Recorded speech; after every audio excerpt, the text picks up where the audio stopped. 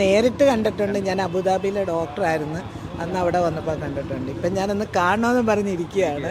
മമ്മൂട്ടിയെ കണ്ടൊന്ന് അപ്രീഷിയേറ്റ് ചെയ്യണം. ഞാനൊരു ഡോക്ടറാണ് കേട്ടോ. അത് ഏറ്റവും എനിക്ക് ഇഷ്ടപ്പെട്ടത് മമ്മൂട്ടിയുടെ അഭിനയം, നാച്ചുറൽ. അതാണ്. നമ്മളൊന്നും കണ്ടിട്ടില്ലല്ലോ ബ്ലാക്ക് ആൻഡ് വൈറ്റ്. കുഴപ്പമില്ല, അത്ര സംസാരിക്കാനൊന്നുമില്ല. എന്നാലും കൊള്ളാം, കണ്ടിരിക്കാൻ ഇല്ല. അത്ര ഒന്നും ഞാൻ ഫിലിംസ് ഒന്നും വാച്ച് ചെയ്യുന്ന ആളല്ല. കണ്ടിരിക്കാൻ കൊള്ളാം. കുഴപ്പമില്ല, ആവറേജ് എന്നേ പറയാൻ പറ്റുള്ളൂ. ബ്ലാക്ക് ആൻഡ് വൈറ്റ് കൊള്ളാം. നന്നായിരിക്കും.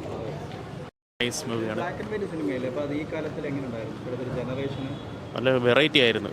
എന്നുവെച്ചാൽ നമ്മളൊന്ന് പഴയ ബ്ലാക്ക് ആൻഡ് വൈറ്റ് കണ്ടിട്ടില്ലല്ലോ. ഇപ്പം അത് കണ്ടപ്പോൾ ഒരു അന്നത്തെ ഒരു നല്ല നല്ല നല്ല മേക്കിംഗ് ആയിരുന്നു. ക്യാമറയൊക്കെ നല്ല പക്ക. പിന്നെ എൻ്റെ കൂടുതൽ പെർഫോമൻസ് നമുക്ക് കഴിഞ്ഞാൽ അർജുൻ അശോകൻ തന്നെയാണ്. അർജുൻ അശോകൻ ആണ് എൻ്റെ നായകൻ എന്ന് വിചാരിച്ച് പോകും. അങ്ങനെ ഒരു നല്ല പടമായിരുന്നു. ഫസ്റ്റ് ഹാഫ് കുറച്ച് ലാഗ് ഉണ്ടായിരുന്നു. സെക്കൻഡ് ഹാഫ് അത്യാവശ്യം നല്ലതായിരുന്നു. ഇല്ല, ബ്ലാക്ക് ആൻഡ് വൈറ്റ് കഴിയുമ്പോൾ നമ്മൾ അതിനോട് ബന്ധപ്പെട്ട് അങ്ങ് പൊയ്ക്കോളും. വലിയ നമുക്കൊന്നും തോന്നില്ല. കളറാണെങ്കിലും ഇത് ശരിക്കും ബ്ലാക്ക് ഗ്രേഡിയൻ്റ് ആണ് നല്ലത്. Black and white ഗ്രേഡിയൻ. Technical sides എനിക്ക് മെയിൻലി ഫ്രെയിംസ് ഒക്കെ നല്ല അടിപൊളിയാണ് കേട്ടോ. നല്ല നൈസായിട്ടുണ്ട്. സൗണ്ട് നല്ല എഫക്റ്റ് എല്ലാം നമുക്ക് നല്ല, സ്പെഷ്യലി ഡോൾബി അറ്റ്മോസ്ഫിയർ കാണണമെന്നാണ് നല്ല. നന്നായിരുന്നു, കൊള്ളാം.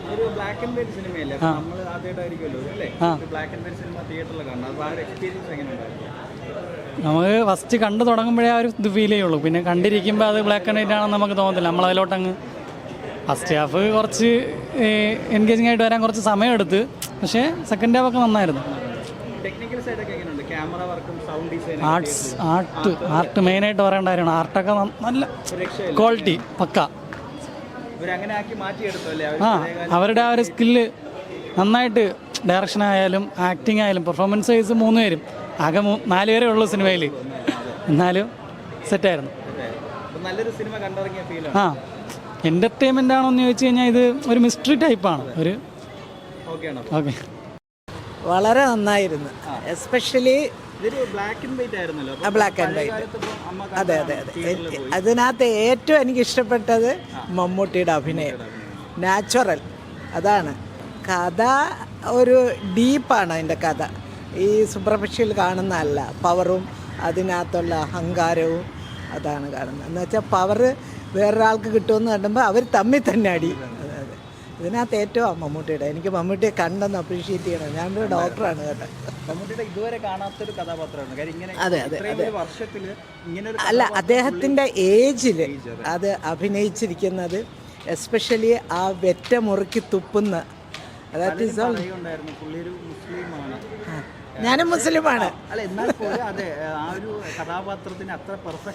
പെർഫെക്ഷനായിട്ട് അതാണ് ശരിക്കും അദ്ദേഹത്തിന് ശരിക്കും അതിൻ്റെ പേരിൽ പ്രത്യേകം അപ്രീഷിയേറ്റ് ചെയ്യേണ്ടതാണ്. എനിക്ക് വളരെ ഇഷ്ടപ്പെട്ടു. എന്ന് വെച്ചാൽ ഞാൻ കൊച്ചിലെ അദ്ദേഹത്തിൻ്റെ ഫിലിം കണ്ടിട്ടുണ്ട്. ഞാൻ നേരിട്ട് കണ്ടിട്ടുണ്ട്. ഞാൻ അബുദാബിയിലെ ഡോക്ടറായിരുന്നു. അന്ന് അവിടെ വന്നപ്പോൾ കണ്ടിട്ടുണ്ട്. ഇപ്പം ഞാനൊന്ന് കാണണമെന്ന് പറഞ്ഞിരിക്കുകയാണ്.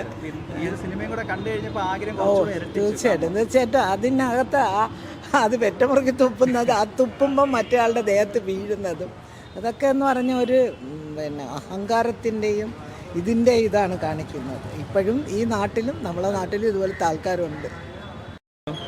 ഒരു വെറൈറ്റി എക്സ്പീരിയൻസ് ആയിരുന്നു.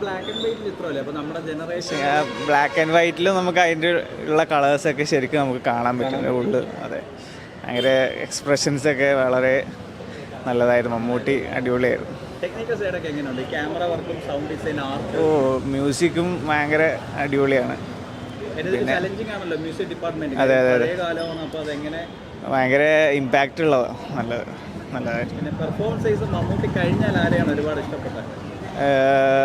നമ്മളെ ആ ഒരു കുക്കായിട്ടുണ്ടായിരുന്നു സിദ്ധാർത്ഥ് ഭരതൻ. അതെ അതെ, നന്നായിട്ടുണ്ടായിരുന്നു. അതെ അതെ, ഒരു മനസ്സിലൊരു പേടി അങ്ങനെയൊക്കെ ഉണ്ടാകും. Yes, thank you. ഒരു ബ്ലാക്ക് ആൻഡ് വൈറ്റ് സിനിമയല്ലേ, അപ്പോൾ നമ്മുടെ ജനറേഷൻ ഇതുവരെ കണ്ടിട്ടില്ലായിരിക്കുമല്ലോ തിയേറ്ററിൽ. അപ്പോൾ എക്സ്പീരിയൻസ് എങ്ങനെ ഉണ്ടായിരുന്നു? വളരെ വ്യത്യസ്തമായിട്ടുള്ള ഒരു അനുഭവമായിരുന്നു.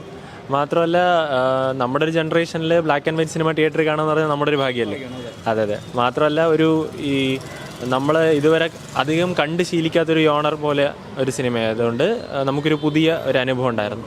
ടെക്നിക്കൽ സൈഡൊക്കെ എങ്ങനെയുണ്ട്? ഈ ക്യാമറ വർക്കും സൗണ്ട് ഡിസൈൻ, ആർട്ട് വർക്ക് ഇതൊക്കെ എങ്ങനെയുണ്ട്? അത്രയും നോളജ് എനിക്കില്ല, എന്നാലും മൊത്തത്തിൽ രസിക്കാൻ പറ്റിയൊരു സിനിമയായിരുന്നു. സൗണ്ടൊക്കെ എങ്ങനെയുണ്ടായിരുന്നു? സൗണ്ടൊക്കെ അതിഭയങ്കരമായിരുന്നു, രസമായിരുന്നു, നല്ല രസമായിരുന്നു. മൊത്തത്തിലൊരു സദ്യ കഴിച്ചൊരു ഫീൽ. മമ്മൂക്ക കഴിഞ്ഞാൽ ഒരുപാട് ഇഷ്ടപ്പെട്ടത് ആരെയാണ് ഈ സിനിമയിൽ? ഈ സിനിമയിൽ അങ്ങനെ ഒരാളുടെ പേര് പറയാൻ പറ്റില്ല, എല്ലാവരും അവരവരുടെ രീതിയിലുള്ളൊരു. നമുക്ക് കുറച്ച് ഇഷ്ടം കൂടുതലായിട്ടൊരു കഥാപാത്രം എനിക്ക് സിദ്ധാർത്ഥ് ഭരത് തന്നെയാണ് കൂടുതൽ ഇഷ്ടം. അതെ അതെ. കണ്ടിറങ്ങിയപ്പോൾ ഒരു നല്ല സിനിമ കണ്ടിറങ്ങിയ ഫീലാണ്. അതെ തീർച്ചയായിട്ടും ഓക്കെ. പ്രമേഹം നമ്മൾ വേറൊരു ലോകത്തോട്ട് കൊണ്ടുപോകുന്ന ഒരു സിനിമയായിരുന്നു, ഒരു എക്സ്പീരിയൻസ്. ഇതുവരെ ഇങ്ങനെ ഒരു സിനിമ കണ്ടിട്ടില്ല.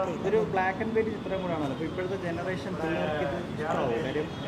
അതെ, ഞാനും ആക്ച്വലി അത് ശരിയാവില്ല എന്ന് വിചാരിച്ചു. പക്ഷെ ഭയങ്കര ബ്യൂട്ടിഫുൾ സിനിമാറ്റോഗ്രാഫിയും സൗണ്ടിൻ്റെ എഡിറ്റിങ്ങും ഭയങ്കര സൂപ്പറായിട്ടുണ്ട്. അപ്പം നമ്മൾ ഇനിയൊരു ലോകത്തോട്ട് പോകണമെങ്കിൽ നമുക്ക് ആ ഇഫക്റ്റ് വേണമെന്ന് തോന്നുന്നു ബ്ലാക്ക് ആൻഡ് വൈറ്റ്. മമ്മൂക്കയുടെ പെർഫോമൻസ് എങ്ങനെയുണ്ടായിരുന്നു? അയ്യോ, അത് പറയാനില്ലല്ലോ. ഭയങ്കര സൂപ്പറായിട്ടുണ്ട്, സൂപ്പർ. അത് കഴിഞ്ഞാൽ ഇഷ്ടപ്പെടുന്ന ഒരു കഥാപാത്രം ആരാ? അത് പറയാൻ വലിയ ബുദ്ധിമുട്ടാട്ടോ. അതായത് സിദ്ധാർത്ഥ ഭരതനിൽ നിന്ന് ഞാൻ ഇത്രയൊന്നും പ്രതീക്ഷിച്ചിരുന്നില്ല, അതുകൊണ്ട് വളരെ കൊള്ളാം, വളരെ മനോഹരമായിരുന്നു. ഒരുപാട് നാൾക്ക് ശേഷമാണ് ഇങ്ങനെ ഒരു എന്താ പറയുക സിനിമ കാണും. ഇങ്ങനെ എന്താ ബ്ലാക്ക് ആൻഡ് വൈറ്റിലുള്ള ഒരു മൂവി. ഈ ഒരു കാലത്ത് ഇപ്പോൾ 2024 എന്ന് പറഞ്ഞ കാലഘട്ടത്തിൽ ഇപ്പോൾ ഒരു ബ്ലാക്ക് ആൻഡ് വൈറ്റ് ചിത്രം ഇറങ്ങിക്കഴിഞ്ഞാൽ പ്രേക്ഷകർ, ഇപ്പോഴത്തെ ഒരു ന്യൂ ജനറേഷൻ ആൾക്കാർക്ക് അതെങ്ങനെയായിരിക്കും അതൊരു? പക്ഷേ നമ്മൾ ഒന്നും പ്രതീക്ഷിക്കാതെ വരുമ്പോഴത്തേക്ക് ഇത് ഭയങ്കര ഒരു വിഭവസമൃദ്ധമായ ഒരു സദ്യ പോലെയാണ് തോന്നിയത്. ഭയങ്കര വിഷ്വൽ ട്രീറ്റാണ് ശരിക്കും. ആ സിനിമാറ്റോഗ്രഫിയും സൗണ്ട് എഫക്റ്റും സൂപ്പർ. പിന്നെ നമ്മളിത് കണ്ടുവരുമ്പോഴാണ് അറിയുന്നത് ശരിക്കും ഇതിൽ ആകെ 5 പേരേ ഉള്ളെന്നുള്ള വസ്തുത മനസ്സിലായോ. അപ്പോൾ അത് ഭയങ്കരമായിരുന്നു. സിദ്ധാർത്ഥ് ഭരതനും അർജുൻ അശോകനും പൊള്ളി, സൂപ്പർ. മമ്മൂട്ടിയെക്കുറിച്ച് പിന്നെ പറയണ്ട, പക്ഷെ എങ്കിലും വളർന്നു വരുന്ന കലാകാരന്മാരെന്ന നിലയ്ക്ക് അവർ രണ്ടുപേരും ഭയങ്കരമായിട്ട് തിളങ്ങിയിട്ടുണ്ട്, നന്നായിരിക്കുന്നു. ഇങ്ങനൊരു കഥാപാത്രം മമ്മൂട്ടിയിൽ എക്സ്പെക്ട് ചെയ്തിരുന്നു? ഇങ്ങനെ മുമ്പ് കണ്ടിട്ടുണ്ടോ ഇത്രയും ഒരു? ഇല്ല. മറ്റേ എന്താണ് ഒരു പടം ഉണ്ടായിരുന്നില്ല, മറന്നുപോയി. ദ്രോണയിലല്ല, ഇപ്പം ഷൈലോക്ക്. ഷൈലോക്കിൻ്റെ അകത്ത് വേറൊരു തരത്തിലുള്ള ഒരു കഥാപാത്രമായിരുന്നല്ലോ. പക്ഷെ അത് കഴിഞ്ഞിട്ട് വേറൊരു തരത്തിൽ എനിക്ക് തോന്നി. ഇങ്ങനെ ഞാൻ ഒട്ടും പ്രതീക്ഷിച്ചില്ല ഇങ്ങനെ. അതെ, ഈ ഒരു ഏജിൽ അദ്ദേഹത്തിൻ്റെ പെർഫോമൻസ് സൂപ്പർ.